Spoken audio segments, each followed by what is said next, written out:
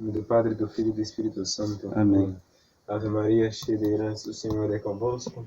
Bendita sois vós entre as mulheres, e bendito é o fruto do vosso ventre, Jesus. Santa Maria, Mãe de Deus, rogai por nós, pecadores, agora e na hora de nossa morte. Amém. Mãe do Bom Conselho, Rogai por nós. glorioso São José, Rogai por nós. Sagrado Coração de Jesus, Tende piedade de nós. em nome do Padre, do Filho e do Espírito Santo. Amém. Bom, explicaremos um pouco agora sobre a liturgia sacrificial, pelo menos um pouco da sua história. A liturgia sacrificial, que hoje nós conhecemos particularmente como a missa tridentina, mas na verdade é o rito romano. O rito romano porque é o rito das igrejas filiadas a Roma, aos ritos greco-melquita, maronita, vários ritos afora o rito romano. Mas aqui, como nós somos romanos, católicos apostólicos romanos, filiados à igreja romana, então seguimos o rito romano. Pois bem, o rito romano ele teve um desenvolvimento grande, que veio desde o século I até sua finalização, que foi na época de São Pio V, na época do Concílio de Trento, que foi pela bula Quo Primo Tempore, que o ano eu esqueci agora, mas foi do ano 1563, mais ou menos.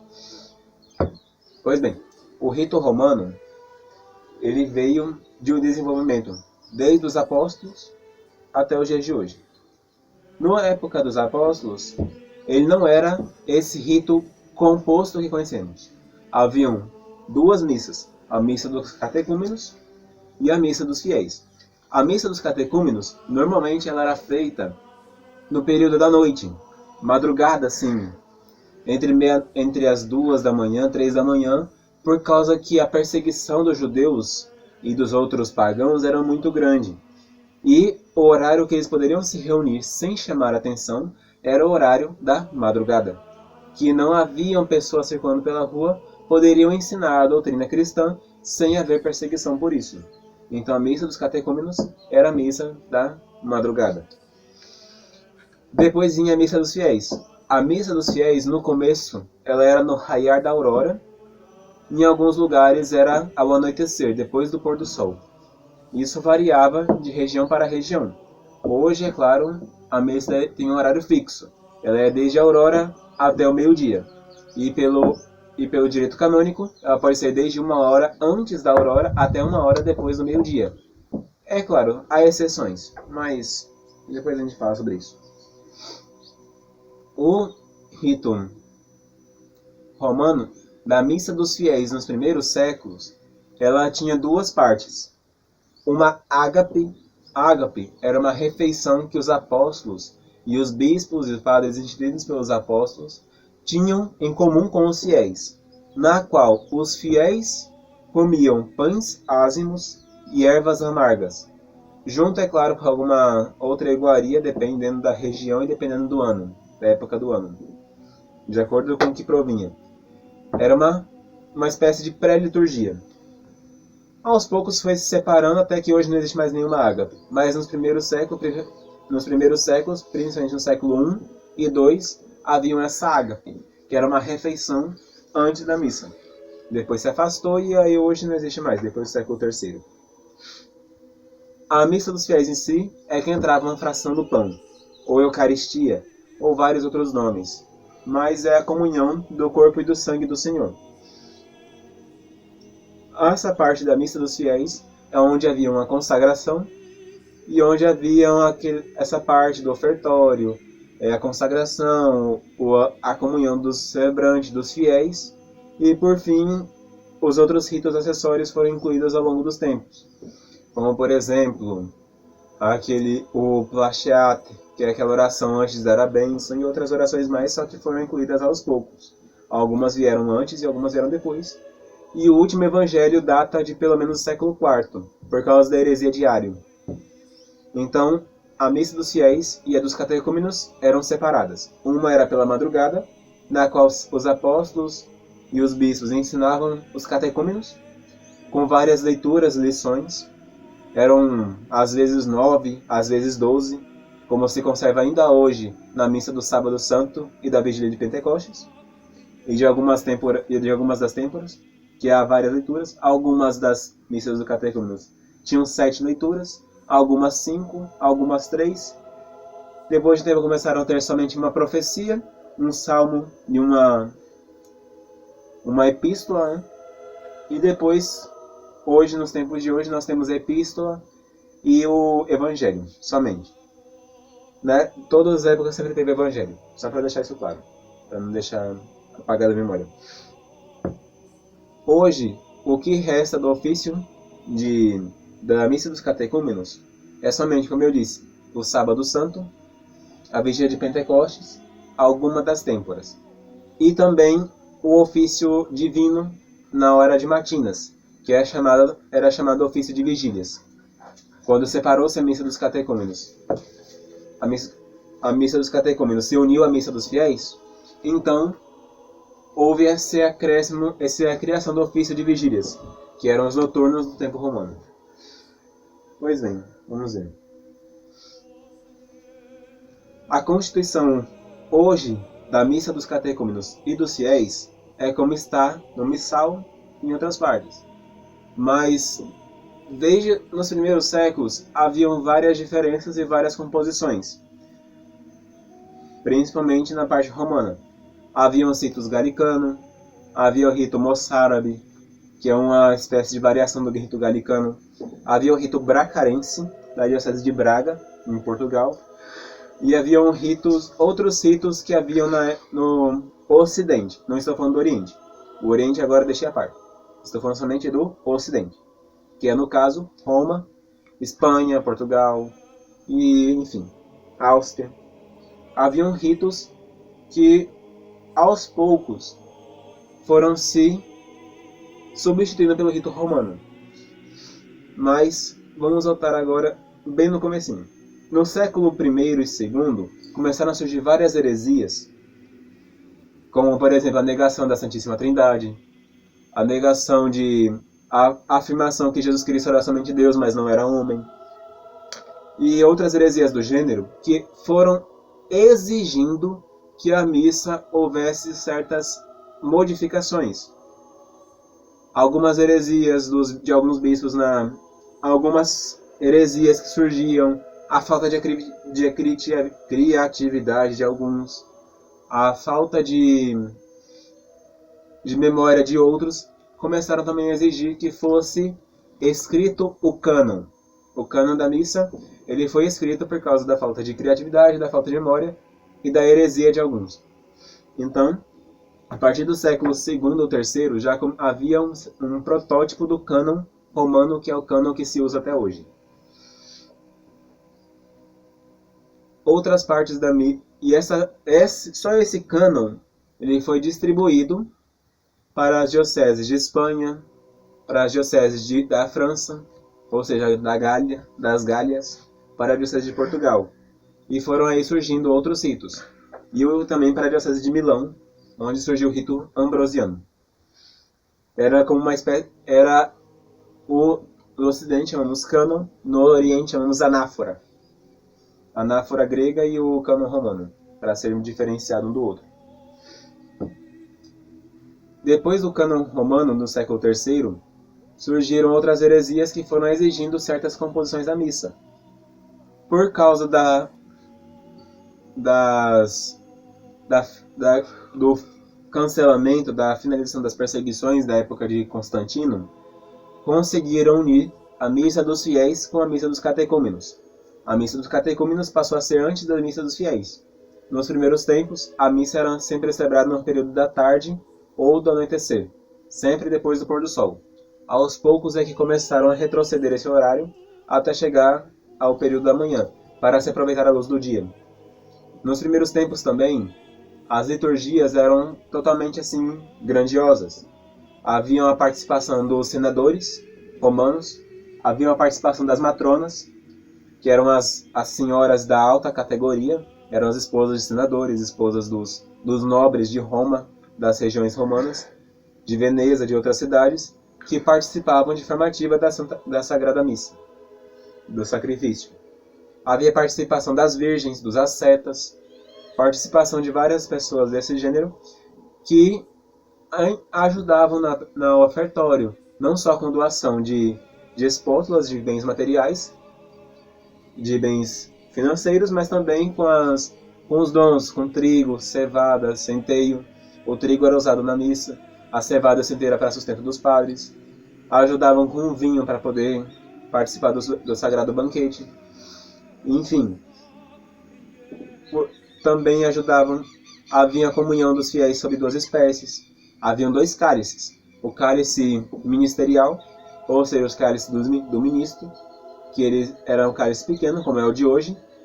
Não, o cálice ministerial não, perdão. O cálice do celebrante, que era um cálice pequeno, e o ministerial. O ministerial era um cálice grande,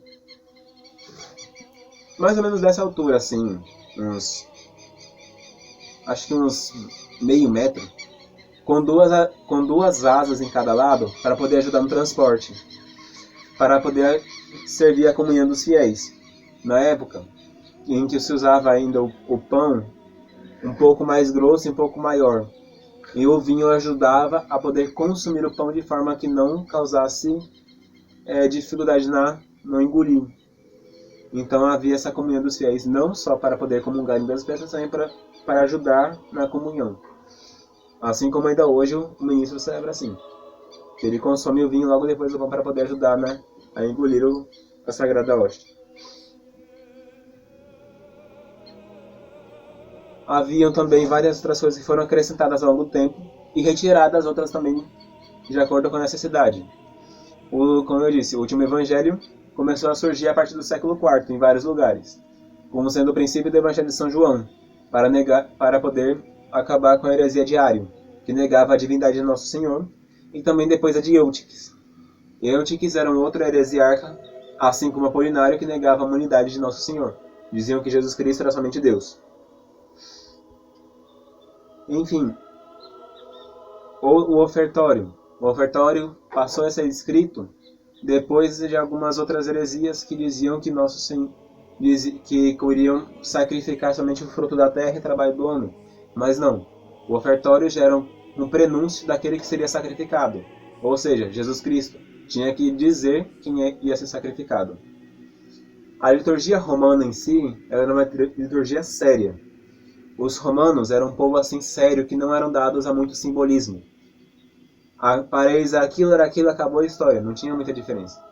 Já na Gália, a Gália era um país já muito simbólico. A Espanha, Portugal, eram países que davam valor a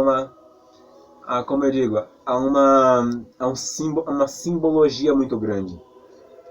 E também na Diocese de Milão, na Diocese de Santo Ambrósio, havia esse simbolismo de cada parte, das ordens menores, das ordens maiores. Tudo havia assim, um certo simbolismo que envolvia os fiéis de forma mais atraente. E Roma não. Roma era sempre mais séria. Roma era fechada, orientada sempre no mesmo objetivo. Sim, sim, não, não, não tinha acima disso. A liturgia era essa, ponto final. Não tinha muita inclinação, não tinha tanta genuflexão. Era mais séria, parada. Quando começou então no século VI, vamos dizer assim, vou ser bem breve, mais breve que posso. Século VI, século VII, começou um movimento de unificação das liturgias, para poder acabar com as liturgias nacionais. Ou seja, encerrar a liturgia galicana, moçárabe, bracarense, liturgias da África, que eram várias também espalhadas, liturgia ambrosiana, porque se cada região tivesse sua própria liturgia, haveriam, vamos dizer assim, distanciamentos da igreja e poderia haver cismas, várias outras heresias, como houve na Grécia. Mas na Grécia foi no século X. Mas para poder unificar a igreja, de certa forma, numa só fé, num só rito, houve essa unificação, proposta por São Gregório Magno, que é o São Gregório I, São Gregório II, Gregório III e Gregório IV, encerrando com vários outros. Essa unificação da liturgia ela foi proposta para poder dissipar, como eu disse, outras liturgias que usavam o mesmo cânon romano e também para poder unificar os fiéis. Porque alguns que iam da Gália para Roma encontravam diferenças. Alguns que iam de Roma para Milão encontravam outras diferenças. Alguns que iam para Braga encontravam já outras diferenças. Então, para poder haver uma unidade em todo o culto da igreja, houve a necessidade de fazer a unificação disso tudo. Para poder acontecer isso, o Papa da época, se não me engano foi São Gregório Magno, enviou uma cópia de uma espécie de missal romano, sacramentário romano, onde estava não só o cânon, mas também os prefácios principais da missa e as orações principais da missa. E mandou para as Gálias. Quando essas orações chegaram nas Gálias, os gauleses, que hoje são os franceses, começaram a preencher o rito romano de várias orações e simbolismos que não haviam. O rito romano simples passou a ser então preenchido com as simbologias da Gália. Essa simbologia toda, acrescentada aos poucos no ritual romano, ganhou o título de liturgia galo-romana. Galo porque veio das Gálias, romana porque veio de Roma. A liturgia galo-romana é inclusive a que nós usamos até praticamente hoje, exceto com algumas modificações que são datadas até São Pio V. A liturgia galo-romana, ela era uma liturgia muito, muito mais enriquecida. As ordens inferiores, Ostiariato, Exorcizato, Leitorato, Exorcizato, Acolitato, foram preenchidas com uma simbologia a mais e foram dadas também instruções a mais, formas a mais que não haviam na liturgia romana. O subdiaconato ganhou uma pode me ajudar aqui? Ganhou uma importância, né? A liturgia, o subdiaconato ganhou uma importância a mais que não havia na diocese de Roma. O diaconato também ganhou certas simbologias e certas vestes que não haviam na época nos primórdios da Igreja Romana. O presbiterato ganhou funções próprias que na época não haviam, porque a missa era sempre celebrada onde estava o bispo. O bispo celebrava, os outros padres ajudavam o bispo, os diáconos ajudavam os padres e os subdiáconos os diáconos. Então, o bispo sempre era o responsável pela liturgia. O padre só de vez em quando o bispo viajava, quando morria, ou quando tinha que celebrar longe, onde nem ônibus passava. Então, depois de um tempo começaram a se aumentar as missas privadas, que eram somente com padres, somente com o diácono, o padre e o subdiácono. Então, começaram-se a diversificar o número de paróquias, de comunidades que não haviam antes. Quanto tempo temos? 18. Muito bem. Enfim, a liturgia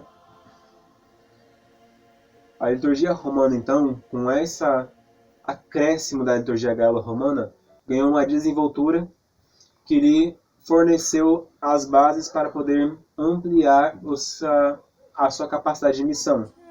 Porque aí, unificada a liturgia, todos os padres celebrando a mesma liturgia, seguindo o mesmo sacramentário, a mesma liturgia dos sacramentos, as mesmas fórmulas básicas da missa, as mesmas cerimônias, que facilitaria a expansão do cristianismo pelas várias partes do mundo. Nos séculos seguintes, no século VIII, IX, pelo surgimento de outras heresias, foram acrescentadas outras partes da missa, que foram excluindo as heresias e acrescentando a verdade da fé. Como, por exemplo, a liturgia de Fócio, as heresias de Fócio, que foi a negação da procedência do Pai, do Espírito Santo pelo Pai e pelo Filho. Ou seja, o Espírito Santo só procedia do Pai, não do Filho. E com isso foi necessário acrescentar no credo, por exemplo, que procede do Pai e do Filho, e assim foi supressa essa heresia, mesmo que ainda hoje há cisma entre os gregos e os romanos, mas, vamos dizer assim, por causa dessa parte, desse acréscimo na liturgia, então é que foi é que foi permitido que os fiéis ainda hoje crescem na procedência tanto do Espírito Santo, tanto pelo Pai como pelo Filho, ou seja, na inspiração de ambos. Recordando um pouquinho aqui, o credo também foi inserido na época da liturgia galo-romana, porque o credo não era usado na diocese de Roma. O credo era usado na diocese da Gália. Quando chegou em Roma o credo, muitos se espantaram, porque o credo não era usado em Roma, mas hoje ainda é usado só em alguns momentos. Nos domingos, nas festas de alguns santos, de Nosso Senhor, de Nossa Senhora algumas, não todas também, e de alguns santos, como por exemplo Santo Alberto Magno e alguns outros variados. O Glória é sempre usado quando se canta o Tedel no ofício divino. Não falo do ofício parvo, falo do breviário romano. Sempre que se canta o Tedel, que também foi um acréscimo da diocese de Gália, se canta o Glória in excelsis Deo. Bom, voltando ao assunto. Por causa de outras heresias foram havendo modificações. Havia uma heresia no século XI que negava a transubstanciação. Então houve a elevação do cálice. Antes não havia elevação do cálice. Depois, por causa da negação de Nosso Senhor na Eucaristia, houve a elevação do cálice. Alguns depois começaram a negar que Nosso Senhor estava presente na hóstia antes da elevação do cálice. Então, por causa disso, começaram a elevar tanto a hóstia depois da sua consagração, como o cálice depois da sua consagração, separadamente. E assim foi havendo o desenvolvimento da liturgia. As genuflexões. As genuflexões eram poucas e raras na liturgia até o século XIII ou XIV. Por quê? Porque a genuflexão ela era somente quando estava presente o Santíssimo Sacramento exposto. E não haviam sacrários até o século XVI. O que havia era uma pomba de metal que era suspensa de uma parte ali que continha os sacramentos, as espécies sacramentais, para distribuir aos fiéis. Mas as genuflexões começaram a surgir por causa que começaram-se a ver as missas com a presença do Santíssimo Sacramento. Genuflexões duplas, genuflexões simples. O altar sempre foi versus Deo, ou seja, junto à parede. Depois de algum tempo que começaram a surgir altares versus palco, que na encíclica... Qual foi aquela encíclica que Padre Pio XII? Agora esqueci. Gradivos? Não, Gradivos é edição de Gregório XVI. Bom, na encíclica de Pio XII, aboliu o altar versus palco. Ficam só em versus Deo. Depois, se lembrar, eu coloco no comentário. Bom, a liturgia teve um desenvolvimento grande, que foi até o século XVI, com São Pio V. No século XVI, foi por meio de Santo Antônio Maria Zacaria que surgiu o sacrário na igreja, porque até então não eram contidas no sacrário as espécies sacramentais, mas em outras partes da abside, que é onde ficava o altar. Como começaram a desaparecer certas partes da abside, havia uma espécie de um baldaquino que rodeava o altar, que ficava sobre o altar, como se fosse um teto mais baixo para ficar sobre o altar. Baldaquino, aos poucos, em algumas igrejas mais pobres, não pôde mais ser construído. Baldaquino era de mármore, ou então, raramente de madeira, alguma pedra. Como as igrejas mais pobres não tinham como ter baldaquino, então começaram a colocar as sagradas espécies dentro do sacrário, que era fixo no altar. O número de velas, ele eram 7 no começo. O número de velas eram 7 em todas as missas, datadas dos primeiros séculos em Roma. Porque os imperadores, sempre que entravam na cidade e de forma solene, eram precedidos de 7 círios acesos, velas acesas. O imperador romano concedeu ao soberano pontífice e aos bispos essa mesma liberdade de entrarem, sendo precedido de 7 círios acesos, ou seja, 7 velas carregadas por 7 acólitos, acesas em procissão na frente dele. Aos poucos, as velas começaram a ficar na frente do altar. Ou por preguiça, ou por negligência, não começaram mais a levar em procissão as velas na frente do São Pontífice. E aos poucos elas começaram a ficar em cima do altar. Deixaram, ainda talvez por negligência, talvez por desleixo, não sabemos. Mas hoje as velas estão sobre o altar sempre. E também depois, por uma espécie de uma simetria, começaram a deixar somente 6 velas, ou seja, 3 de um lado e 3 do outro, para deixar o altar simétrico. Exceto nas missas pontificais do bispo, na sua diocese, e nas missas papais, que sempre são 7 velas. Enfim, a história da liturgia romana, ela teve várias modificações e acréscimos que foram datadas aos poucos. A antemissa. A antemissa surgiu muitos séculos depois.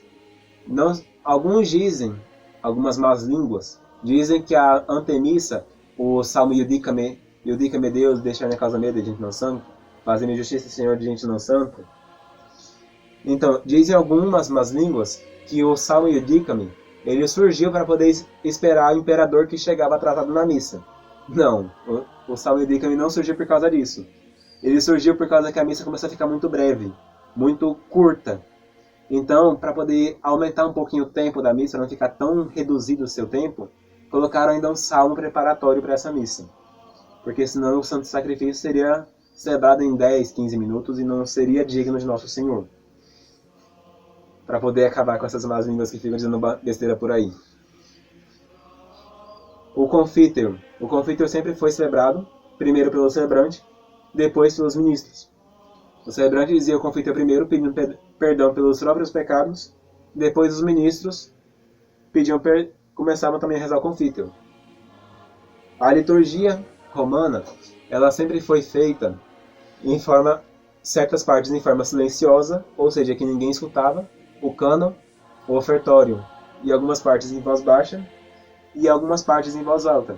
As partes em voz alta sempre são a missa dos catecúmenos, algumas frases que são intercaladas no cânon, como por exemplo, nobis quoque peccatoribus, dominum sum dignus, mas o resto sempre mais baixo, Agnus Dei, em voz alta, Sanctus, voz alta, mas o resto em voz baixa. Por quê? Porque o silêncio, o silêncio dá gravidade na situação. Chama atenção aquela parte silenciosa da missa, em que ninguém escuta, mas vê todo aquele ato, toda aquela parte sublime da missa, eleva o coração, eleva a alma do povo a Deus naquele momento. Mas é claro, pode ser acompanhado de canto. Por exemplo, o ofertório tem um ofertório na Santa Missa.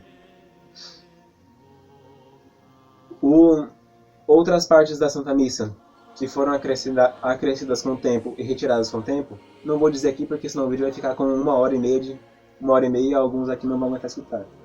Mas, aos poucos, na próxima aula, darei um detalhe a mais sobre a missa dos catecúmenos.